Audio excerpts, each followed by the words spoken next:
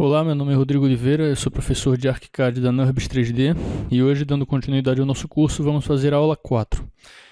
Segundo o nosso conteúdo programático, nós temos na aula 4 o item Sistema Métrico e Penas.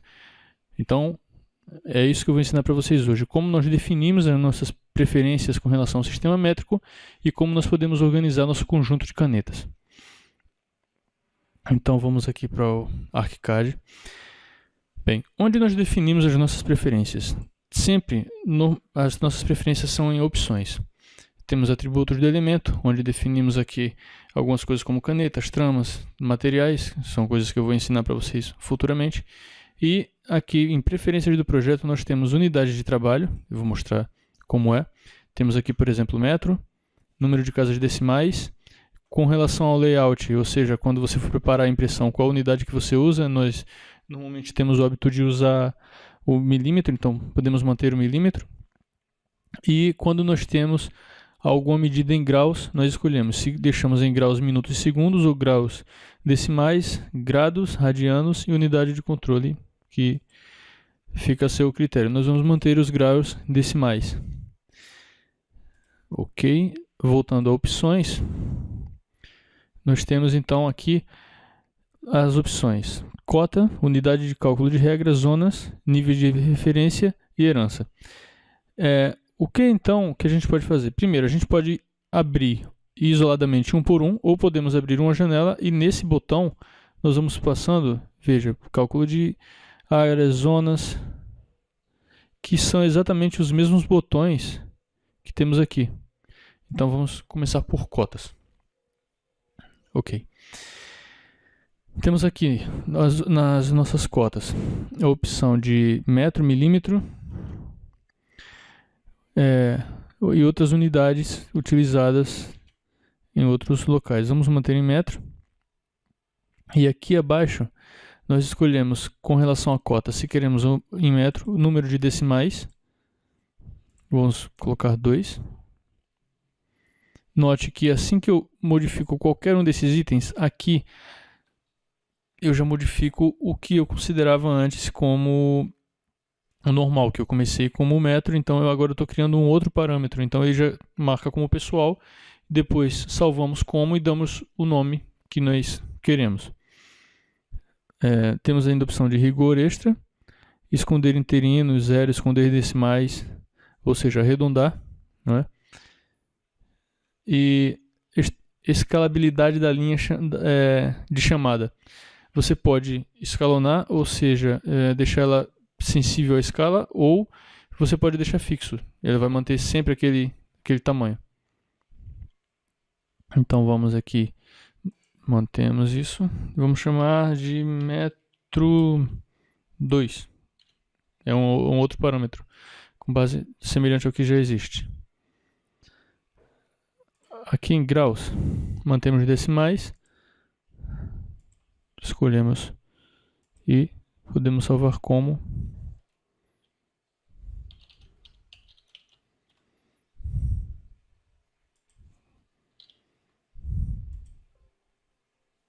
Escrever por cima, ok. E vamos atualizando dentro do que queremos, colocar aqui 2 também, já que a unidade de medida é a mesma.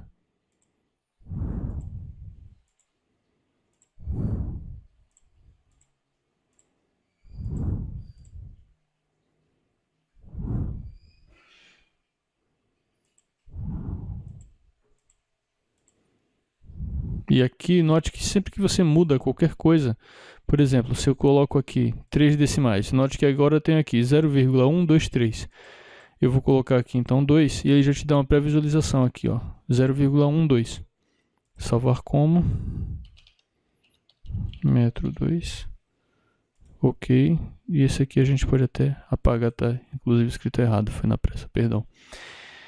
Bem, definidas nossas propriedades de cota, passamos então para a unidade de cálculos e regras, ou seja, unidade de medida.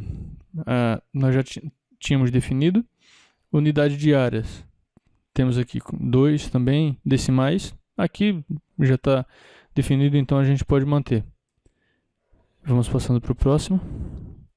Aqui você pode trabalhar as zonas, ou seja, áreas, né? Você tem aqui, por exemplo, a unidade de metro quadrado, como você vê. Basicamente, ele está te perguntando quais são as suas preferências com relação a como que você quer que seja escrita a sua unidade de medida quando você estiver calculando áreas de diferentes tipos de área.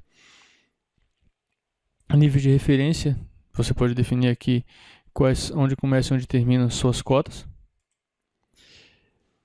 Herança. Herança são definições que você estabelece nessa janela e que ela vai ser herdada para vários outros objetos. Eu não costumo mexer tanto aqui porque, por exemplo, em laje a gente pode trabalhar com perfil, pode criar um conjunto de canetas só para lajes, em malhas também, em objetos também, então você fechar só aqui nem sempre vai ser uma boa.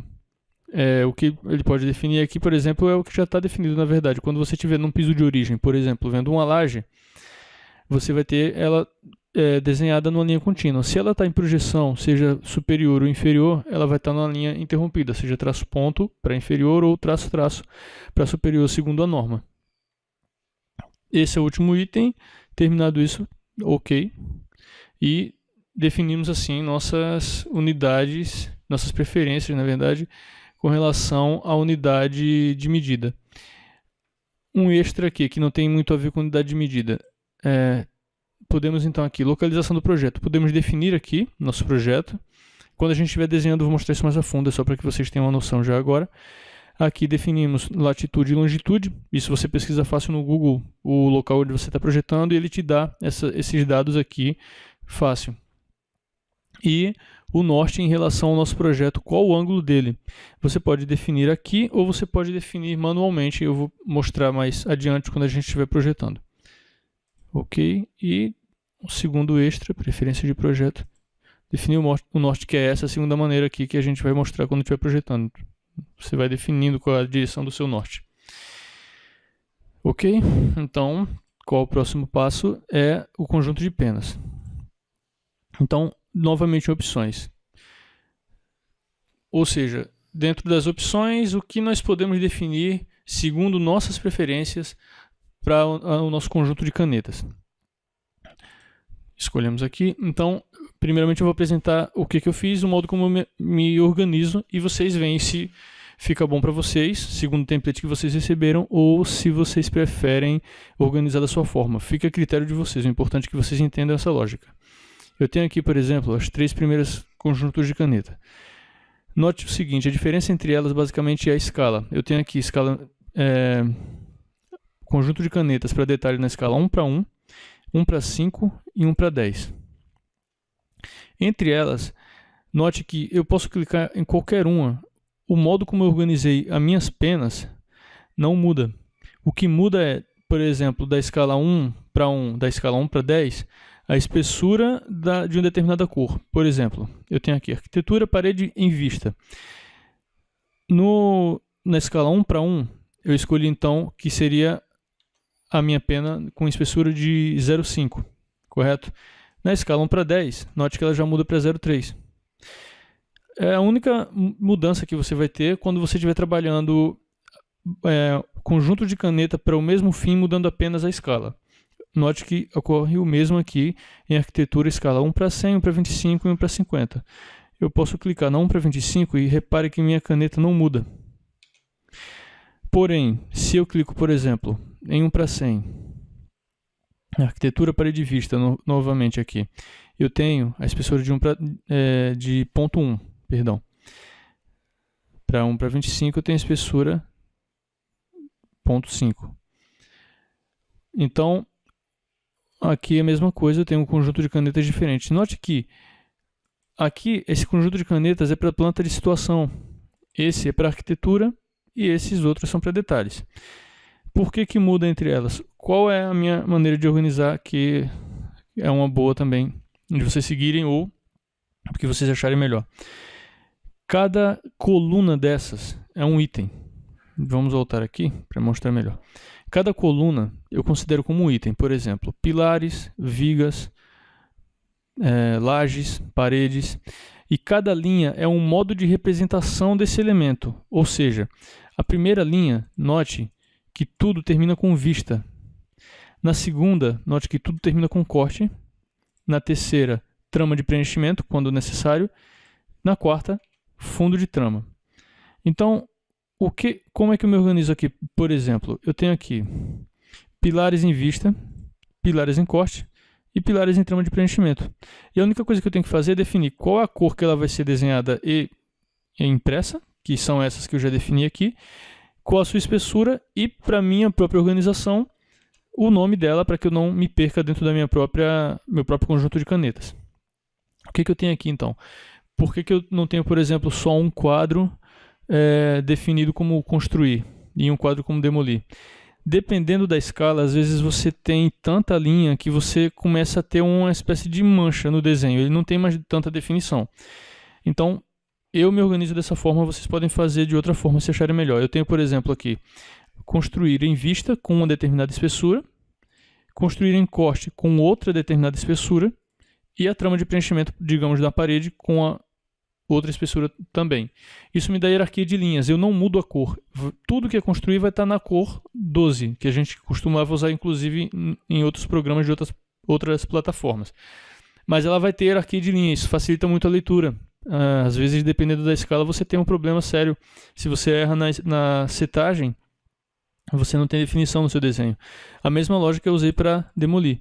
Essas duas aqui eu uso para água fria e água quente nos meus projetos e vou desenhando segundo a minha organização de canetas. O que são então esses pontos roxos aqui? Exatamente o que está escrito aqui, sem uso. Ou seja, digamos que eu precise, por qualquer motivo que seja, dentro da escala 1:100, de novas canetas com novas espessuras, de repente até novas cores. Então eu tenho toda essa coluna aqui referente à parede para mudar, para criar novas penas. Nada me impede, eu tenho toda essa liberdade. Tudo isso aqui está sem uso, eu posso criar quantas espessuras, quantas penas eu quiser. Só que dentro da minha organização eu tenho nessa coluna única e exclusivamente parede. Dentro dessa aqui eu tenho única e exclusivamente texturas. Dessa daqui eu tenho janelas e portas, por exemplo. Então, como é que eu posso, por exemplo, criar uma nova trama? Uma nova caneta. Primeiramente, a gente tem que escolher a cor que vai ser impressa e desenhada. Então, vamos aqui em editar e temos aqui a nossa paleta de cores, algumas já pré-definidas, e podemos criar novas. Por exemplo, eu posso clicar numa dessa aqui.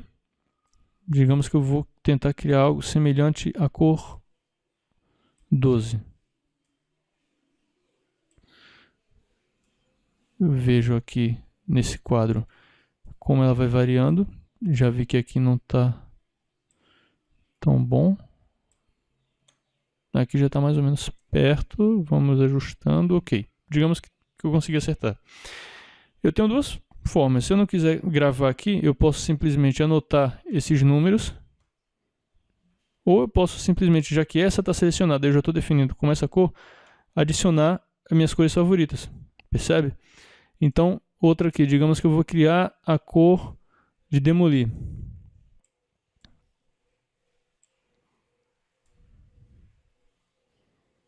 Mesmo mecanismo. Essa está selecionada. Essa é como ela vai ficar se eu seguir essas alterações que eu fiz aqui, adicionando, perceba, construir e demolir.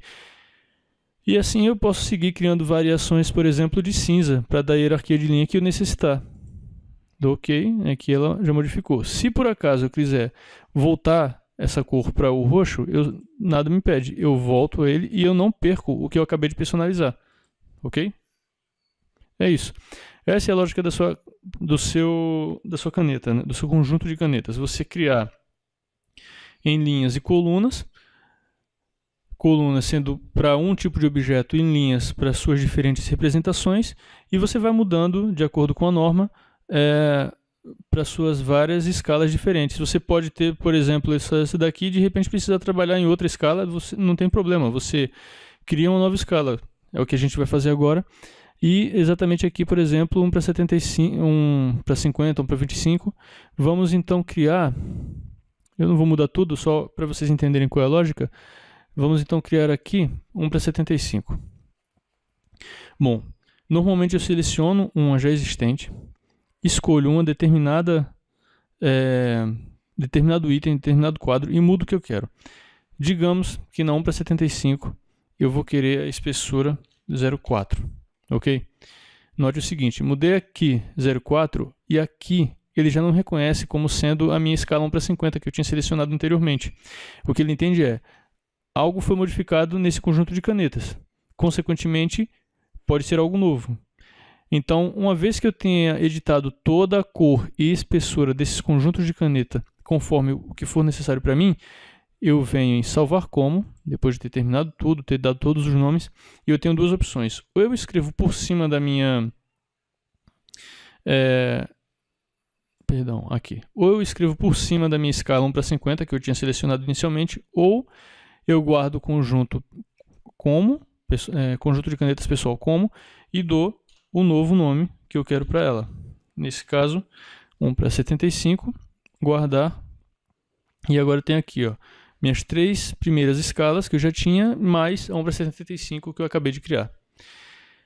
Essa é a lógica do conjunto de canetas. Mais uma aula que foi curta, mas que é necessário que vocês pratiquem novamente, porque ela tem sua lógica e vocês podem seguir a lógica que eu estou apresentando ou, de repente, bolar uma lógica nova para vocês. Por hoje é só, não tem muito mais o que passar de conjunto de canetas, agora é só praticar mesmo, e eu espero que vocês consigam se sair bem e em caso de dúvidas estamos à disposição. Até a próxima.